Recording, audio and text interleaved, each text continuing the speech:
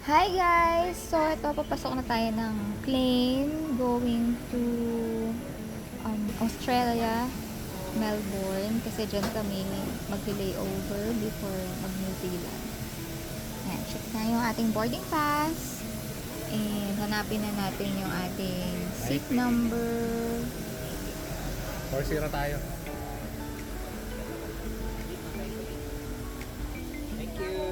Go. Dalawa po Go. sa kabila, dalawa dito. Meet na kayo sa gitna. Okay. 4-0.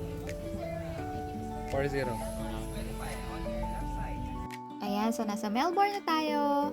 And ang tagal, hindi na namin kinunan yung buong biyahe. Papunta na kami sa international transfer. Kali mag-transfer tayo from PAL to Air New Zealand.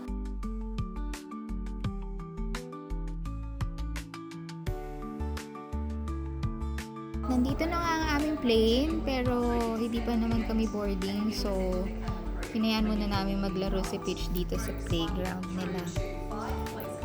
Sayang nga, wala kaming chance na lumabas dito sa Australia kasi wala naman kaming visa. So, eto, laro-laro na lang muna si Peach habang waiting sa boarding. And ayan, nasa New Zealand na kami.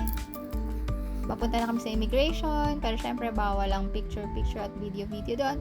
So, dito na lang tayo mag-picture sa Welcome Auckland.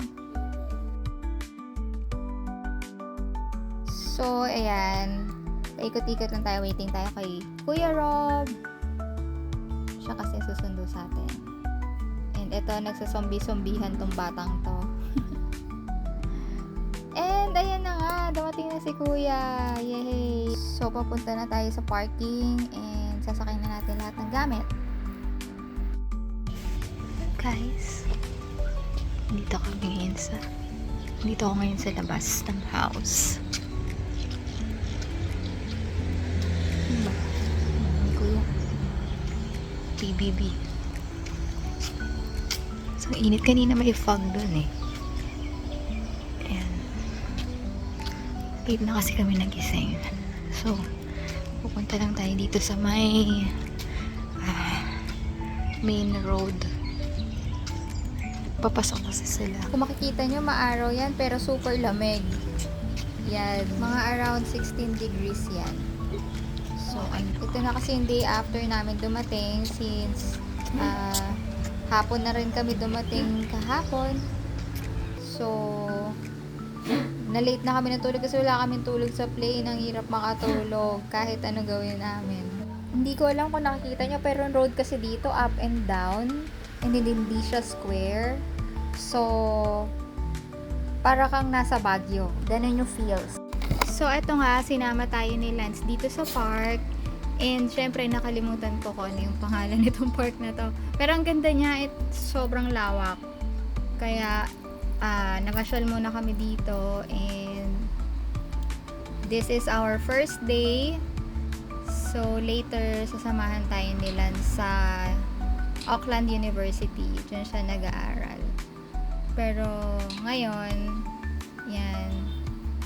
Kitang-kita mo yung sea dyan sa taas na yan. Tapos, pagbaba natin, may mga roses dyan.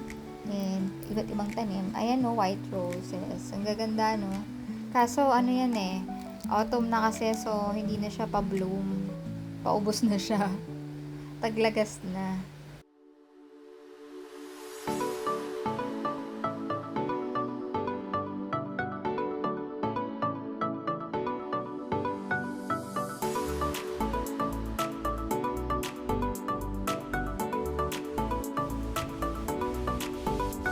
Sayaw-sayaw pa to.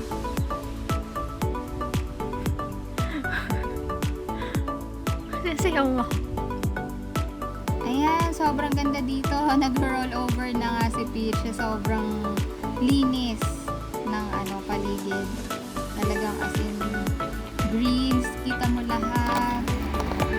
Yung sea, overlooking ka sa sea. Kasi maganda dun eh. Super maganda siya. Yes, kaya want to sawa ang roll over ng batang ito.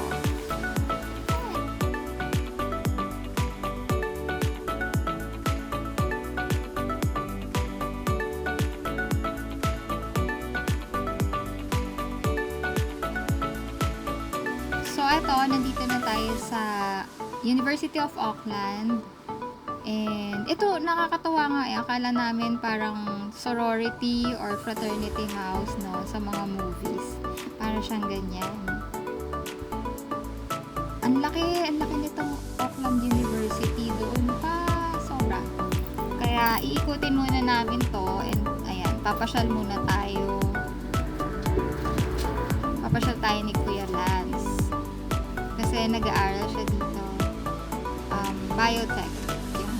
Course niya.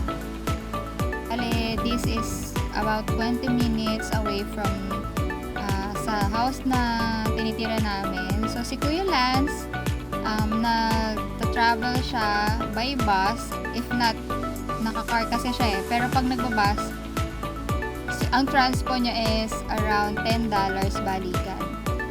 So, that's times 33 dito sa Pinas. So, ayan. Walking muna tayo.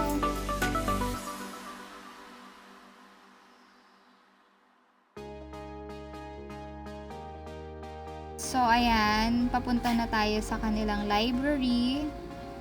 And, dadaanan lang naman natin. Hindi naman tayo papasok.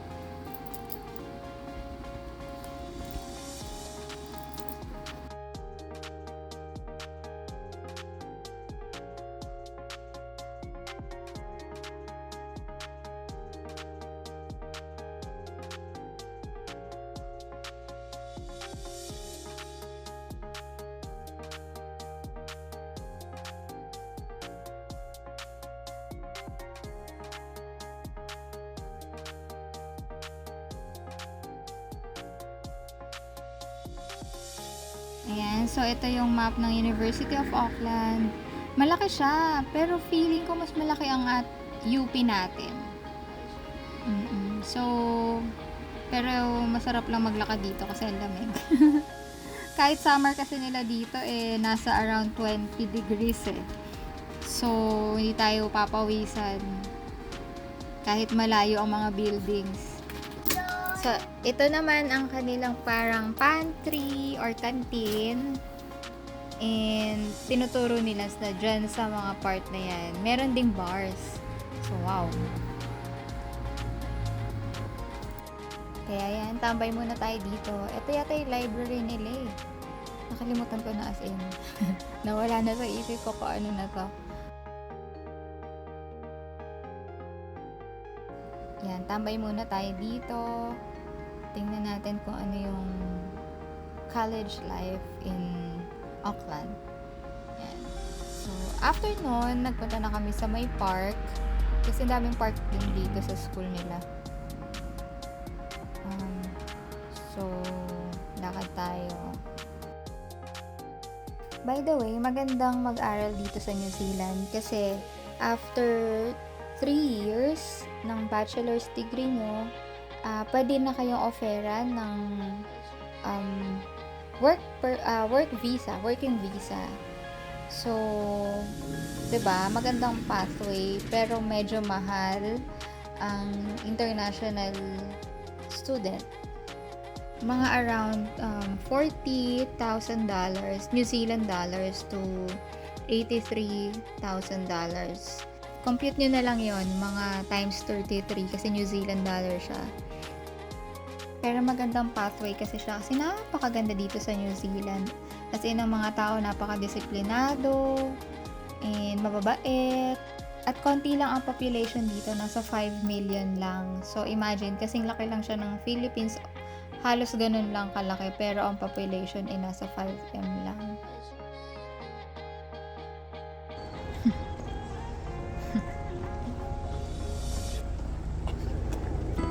Look at the tree. Ang ganda. Sobrang linis din dito and marami ka makikita ng mga kiwis na nakayapak lang. Wala talagang suot kahit nasa mall, kahit nasa labas, kahit naglalaro sa playground. Sobrang linis talaga. May nakita kaming free orange. Kaya kumukha agad si Fish ng tatlo.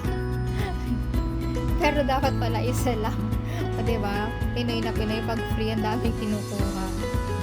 So, ayan. Kuha tayo ng broccoli. Kasi masarap yan i-partner sa steak.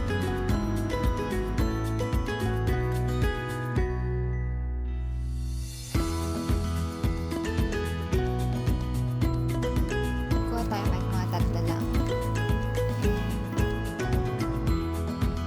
So, malalaki rin yung broccoli dito. At syempre, dahil manipis, nabutas ko pa yung paper bag.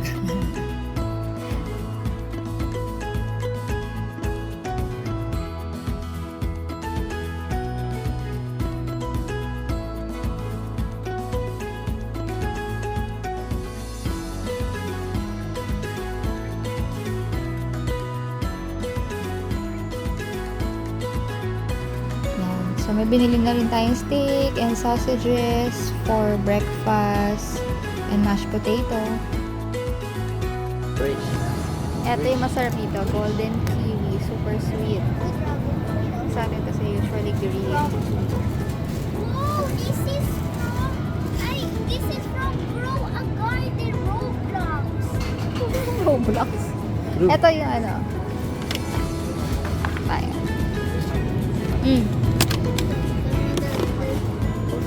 Okay. So, tinuturoan sila Red and Peach ni Kuya Lance nila ng self-service checkout. Kasi wala namang sa Philippines in blend nila. Alam mo kung paano. O, dali, try mo. Yung QR code, yun ang ilalagay. Ayan. Ayan. Yung QR code. Ito, Mami. Yan ba yung QR? Hindi. Yeah, ito. Try mo kung ano. Yun. Sige na. Nai-push. Yun.